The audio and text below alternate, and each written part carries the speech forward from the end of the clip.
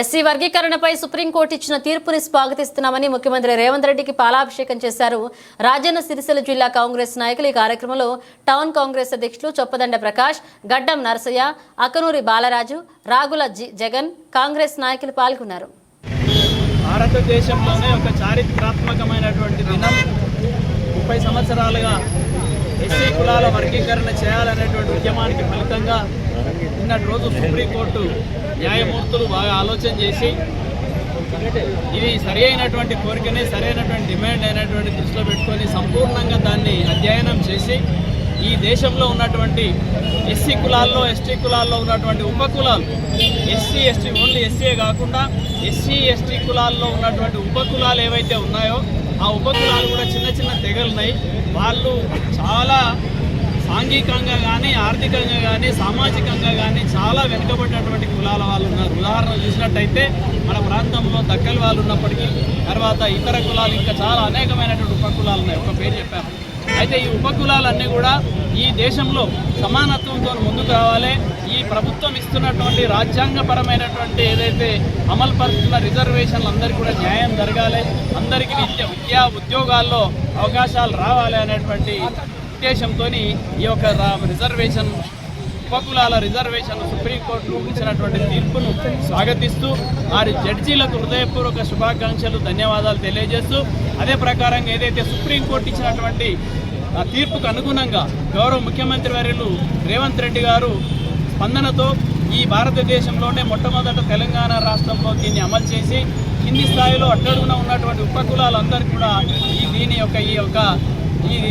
నిన్నటి ఇచ్చినటువంటి తీర్పును అమలు జరిగే విధంగా, అందరికీ ఫలితాలు అందే విధంగా చర్యలు తీసుకుంటాను అనేటువంటి విషయం తెలియజేసి అదే ప్రకారంగా సుప్రీంకోర్టులో ఉన్నటువంటి ఈ కేసు పరమైనటువంటి అంటే ఈ కేసు విషయమైనటువంటి దాంట్లో మన ఇప్పుడే జగన్ గారు చెప్పినట్టుగా మాదిగా సంబంధించి శాసనసభ్యులు కానీ పార్లమెంట్ సభ్యులతో, ఎస్టీ పార్లమెంట్ సభ్యులతో కూర్చుండి సుప్రీంకోర్టులో దీనికి సరైనటువంటి న్యాయం జరగాలని చెప్పి ప్రత్యేకంగా ఒక అటార్నీ జనరల్ పెట్టి మరి మన రాష్ట్రం నుంచి ప్రత్యేక చొరవ తీసుకున్నటువంటి రేవంత్ రెడ్డి గారి యొక్క కృషి ఫలితంగా మన మాదిగ రిజర్వేషన్ పోరాట సమితి కృషి ఫలితంగా తీర్పు రావటం చాలా స్వాగతించి వాళ్ళందరికీ కూడా ఈ ఉద్యమంలో పాల్గొన్నటువంటి అందరికీ కూడా హృదయపూర్వక శుభాకాంక్షలు మరియు మందకృష్ణ గారికి అభినందనలు, శుభాకాంక్షలు తెలియజేస్తూ ఈ ఫలితాలు అందుకోబోతున్నటువంటి ఉపకులాలందరికీ కూడా హృదయపూర్వక శుభాకాంక్షలు.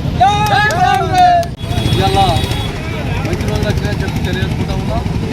మరి 30 సంవత్సరాలు మరి పోరాటం చేసినటువంటి మందకృష్ణ మాదిగ గారికి నా ధన్యవాదాలు తెలియజేసుకుంటున్నాం. ఎందుకంటే నేను మాల వర్గానికి చెందినప్పుడు కూడా నేను 16 ఏళ్ళ కిందనే మరి మందకృష్ణ మాదిగకు మరి సపోర్ట్ చేయడం జరిగింది. మరి ఆ విషయాన్ని నేను ఇప్పుడు ముఖ్యంగా తెలియజేసుకుంటా ఉన్నా.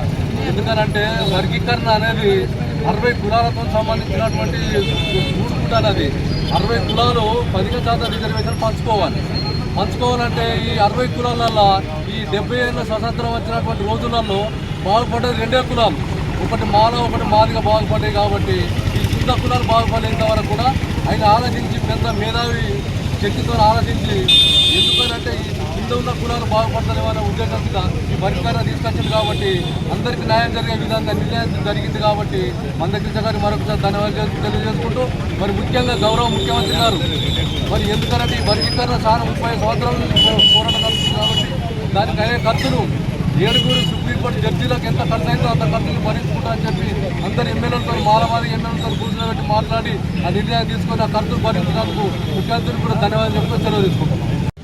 నిన్న ఏదైతే సుప్రీంకోర్టు ఇచ్చినటువంటి తీర్పు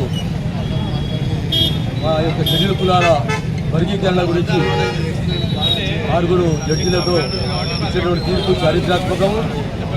అలాంటి తీర్పును గౌరవించి మన గౌరవ ముఖ్యమంత్రి రేవంత్ రెడ్డి గారు ఈ యొక్క చట్టాన్ని అసెంబ్లీలోనే ఒక చట్టంగా మారుస్తానని చెప్పడము చాలా గర్వించదగ్గ విషయం. కాబట్టి వారి యొక్క ఔన్నత్యానికి, వారు ఇచ్చినటువంటి వాగ్దానాలకు ప్రతి వాగ్దానము వెంటనే నెరవేర్చుకుంటూ ఇది కూడా తను రాగానే వీళ్లకు న్యాయం జరగాలి, ఇంతమంది కులాలకు వెనుకబడి ఉన్నారు కాబట్టి వీరందరికీ న్యాయం జరగాలని చెప్పి అదొక చట్టం చేస్తాను అసెంబ్లీలో చెప్పడం చాలా గర్వంగా ఉంది. కాబట్టి వారి ధన్యవాదాలు చెప్తా ఉన్నాను.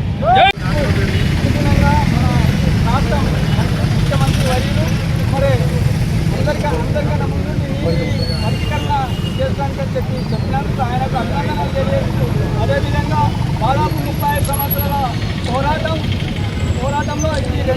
వర్గీకరణ అవడం జరిగింది. ఇంతకుముందు ఒకసారి అయిన తర్వాత మళ్ళొకసారి అది క్యాన్సిల్ అవ్వడం జరిగింది. మరి ఇప్పుడు అప్పుడు ఏంటంటే చంద్రబాబు హయాంలో ఇవ్వడం జరిగింది.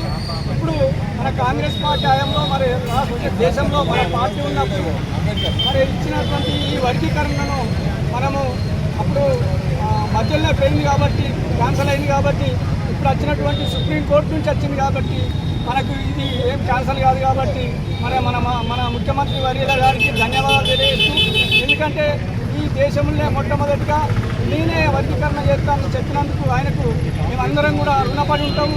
ఎందుకంటే వర్గీకరణతో మాకు లాభం జరుగుతుంది కాబట్టి మా ఎస్సీ కులాల తరఫున మా కులాలు కూడా బాగానే ఉన్నాయి. అలా 4 రకాల కులాలు మరి అందులో కూడా ఒక్కొక్క కులానికి ఒక 5, 6 ఉన్నాయి.